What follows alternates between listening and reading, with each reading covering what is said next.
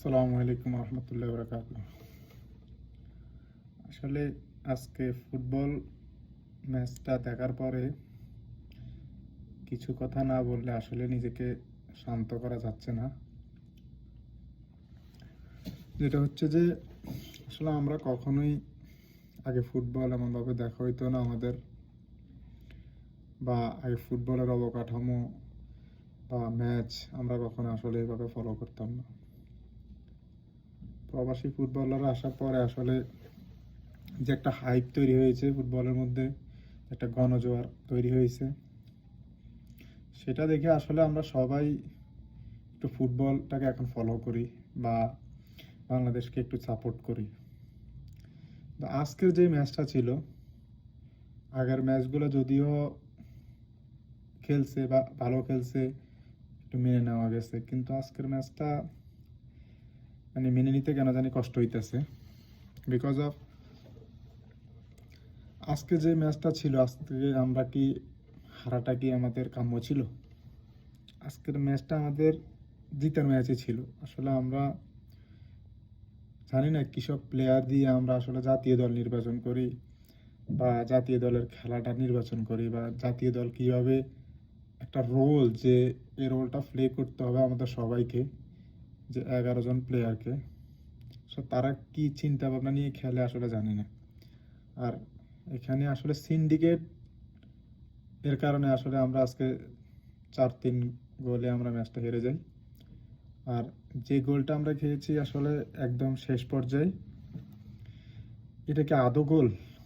তো এটা বাদ দিলাম, যে 3টা গোল আমরা খেয়েছি, একটা আমাদের ব্যাক পাস দিয়ে আমরা আরেকজনকে, আমরা দেখা গেছে যে এটাতে আমরা নিজেদের গোলটা নিজেরাই আমরা দিয়ে দিলাম।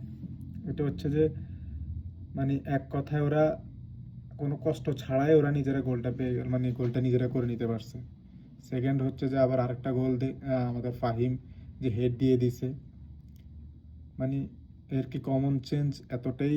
একটা জাতীয় ইন্টারন্যাশনাল প্লেয়ার, সে হেড করবে ডি বক্সের ভিতরে, সে হেডটা গিয়ে পড়বে গোলকিপারের কাছে।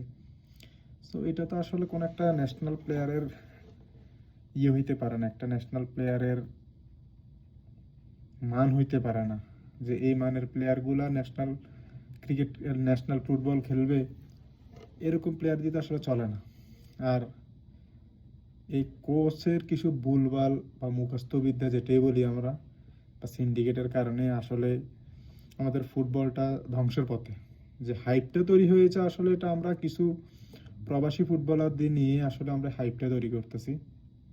কি দিন শেষে মনে হইতেছে যে আসলে কি তারা, যে 5-6 জন প্রবাসী প্লেয়ার আছে, তাদেরকে কি আমরা সঠিকভাবে ব্যবহার করতে পারতেছি কিনা, বা তাদেরকে আমরা সঠিকভাবে খেলাইতে পারতেছি কিনা, তারা যে মানের প্লেয়ার, তাদেরকে এইভাবে আমরা ট্রেনিং করাতে পারতেছি কিনা, বা তারা ওই পজিশন অনুযায়ী তাদেরকে আমরা খেলাইতে পারতেছি কিনা।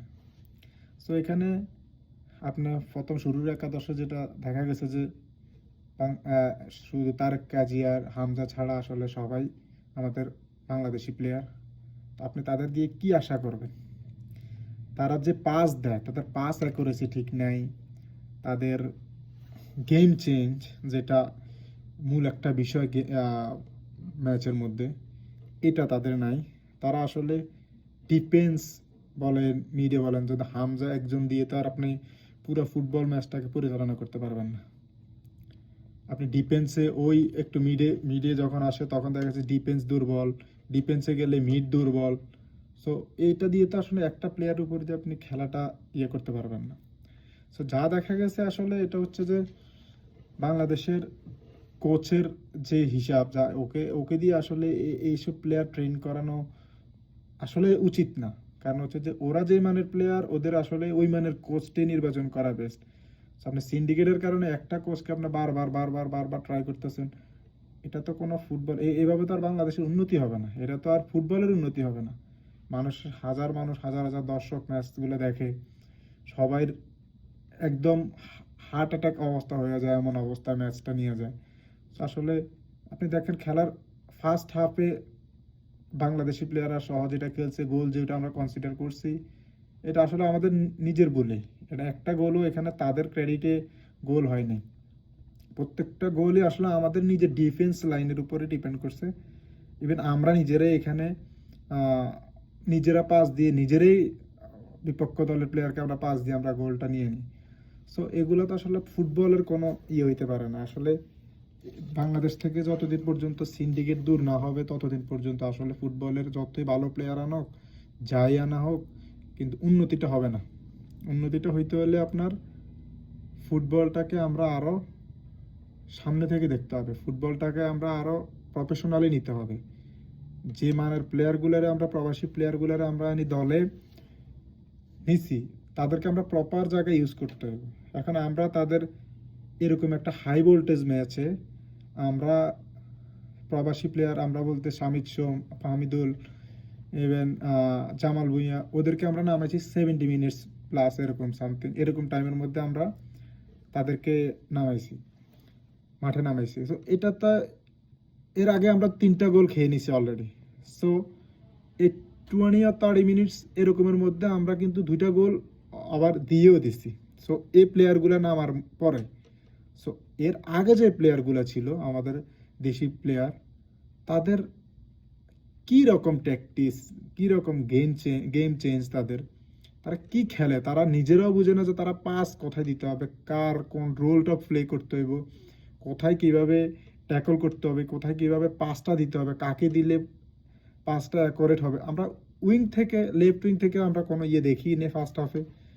ইভেন জায়ান আসার পরে জায়ানকে আমরা আবার নামাইছিলাম 75 80, অলমোস্ট 80 প্লাস এরকম টাইমের মধ্যে। সো একটা ভালো উইঙ্গে যেগুলো ক্লিয়ার করছে, আসলে পুরা ম্যাচে এতগুলো ক্লিয়ার হয়নি লেফট উইং থেকে। সো এগুলো হচ্ছে যে বাংলাদেশের আসলে কোচেরা কি চিন্তা করে, আসলে মনে করে যে ওই অনেক ম্যাচ খেলতে হবে, ওর গেম চেঞ্জ নাই, ও এখনো ইয়ং, জাতীয় দলের সাথে মেনে নিতে পারবেন। এগুলো তো একটা হচ্ছে যে মানুষের ধোকা দেওয়ার মতো আর কি। এটা হচ্ছে যে মানুষের বুঝানো যে ওর এখন এই গেম চেঞ্জ হয় নাই, ওর এখন এগুলো হয় নাই। এরপরে আমাদের কিউবা মিচেল, ও একটা প্লেয়ার, ওকে এখনো জাতীয় দলের সাথেও মানিয়ে নিতে পারেন। এগুলো কেন? এসব প্লেয়ার আমরা আজকে শ্রীলঙ্কার ম্যাচটা যদি দেখি, তারা 10টা প্লেয়ার নামাইছে প্রবাসী প্লেয়ারে। তারা মেবি 196 নাম্বার দল, আজকে তারা 138 নম্বর টিমের সাথে খেলে তারা আজকে উইন করেছে। তারা 10টা প্রবাসী, তারা একমাত্র 10টা প্রবাসী প্লেয়ার তারা নামাইছে ফার্স্ট স্টার্টিংয়ে ম্যাচে। সেগুলো দেখে আমরা কি, তারা তাদের দেশকে রিপ্রেজেন্ট করতেছে। দেশের উইনটায় দিন শেষে এটা শ্রীলঙ্কার উইন, এটা হচ্ছে যে শ্রীলঙ্কার একটা উইন। তো আমরা আমাদের পর্যাপ্ত পরিমাণ ভালো প্লেয়ার থাকার পরে আমরা কৃষক ক্ষেত খামারের প্লেয়ারদের নিয়ে আমরা জাতীয় দল নির্বাচন করি, কাকে দিয়ে জাতীয় দল চালাইতেছি। আর ইভেন কোচ কাকে দিছে, যে প্লেয়ার, বাংলাদেশের প্লেয়ারগুলো শিখবে কার থেকে, যে কোচের যে মান, এই মানের কোচ কি এই প্লেয়ারের সাথে যায় কিনা, আমরা কাকে দিয়ে আমরা বারবার করে চেষ্টা করতেছি। আজকের ম্যাচটা আসলে যেটা ছিল, এটা আসলে আমরা কখনোই কল্পনার বাইরে ছিল আমাদের, যেটা আমাদের কল্পনার বাইরে ছিল, যেটা আসলে হারার মতো ম্যাচ আমরা না। আমাদের যে মানের প্লেয়ার ছিল, কিন্তু আমরা প্রপার ইউজ না করার ফলে আমাদের দেখা গেছে আজকে এই সমস্যাটা হয়েছে। সো আমি দিন শেষে বলবো যে আমরা সবাই সিন্ডিকেটের বিরুদ্ধে আমাদের সঞ্চার হতে হবে। সিন্ডিকেটকে আমরা দূর করার জন্য আমরা সবাই কাজ করতে হবে, কারণ সিন্ডিকেট যতদিন না দূর হবে ততদিন বাংলাদেশের কখনোই ফুটবলের ফল আশা করা যাবে না। ফুটবলের ফল কিভাবে আশা করবেন? ফুটবল থেকে আপনি কিভাবে উইন বের করে নিতে হবে, কিভাবে মোমেন্টাম ধরে রাখতে হবে, কিভাবে আপনার গেম চেঞ্জের দরকার, কিভাবে আপনার ট্যাকটিক ইউজ করতে হবে, এগুলো তো বাংলাদেশের প্লেয়ারদের মধ্যে নেই। ইভেন আপনি দেখেন বাংলাদেশ আর প্রবাসী প্লেয়ারদের মধ্যে কত ডিফারেন্ট, তাদের মধ্যে তাদের গেম চেঞ্জ ট্যাকটিকের মধ্যে কত ডিফারেন্ট, যেটা আপনি হয়তোবা জায়ানের একটা থেকে বুঝতে পারবেন। জায়ান এবং হামজা চৌধুরীকে যে একটা পাস দিয়ে ডি বক্সের ভিতরে ঢুকেছে, হামজা আবার পাস দিয়ে তখন জায়ান এটা নিয়ে চলে, এটা হচ্ছে তাদের গেম চেঞ্জ, তারা ট্যাকটিকটা বুঝে যে একটা প্লেয়ার কোথায় করলে। কিন্তু এর আগে আপনারা এরকম একটা পাস দেখছেন যে পুরো ম্যাচের মধ্যে যে ভালো একটা ফলাফল বা ভালো একটা দেখা গেছে? এরকম দেখা যায়নি। সো আসলে খেলাটা আমরা যতই মনে করি যে আসলে বাংলাদেশ উন্নতি করবে, আমরা তাদের থেকে ভালো একটা কিছু আশা করি। যে মানের প্রবাসী প্লেয়াররা বর্তমানে আছে, আমরা আরও কিছু যদি অ্যাড করা যায় এবং বাংলাদেশি কিছু প্লেয়ার আছে যাদেরকে আমরা প্রপার যদি ইউজ করতে পারি, তাদেরকে আমরা প্রপার ট্রেনিংটা দিতে পারি এবং সিন্ডিকেট থেকে দূর করে কোনো মুখস্থ বিদ্যায় কোনো একাদশ না আসা যায়, সুন্দর একটা পরিবেশে আমরা খেলাটা করি, তাহলে মনে হয় যে আমরা একটা কিছু করতে পারবো। আদারওয়াইজ ক্রিকেট যেরকম ধ্বংস হয়ে গেছে, আসলে ফুটবলটাও এরকম কয়দিন মানুষ আশা দিবে, কয়দিন মানুষকে এইভাবে দেখাইবে, তীরে এসে তৈরি ঢুকাবে, এটাই ম্যাচ হবে এরকমই। সো আমাদের ভালো কিছু সামনে ফিউচারে কিছু করার মতো থাকবে না, ভালো কোনো মঞ্চে যাওয়ার মতো কোনো থাকবে না আমাদের।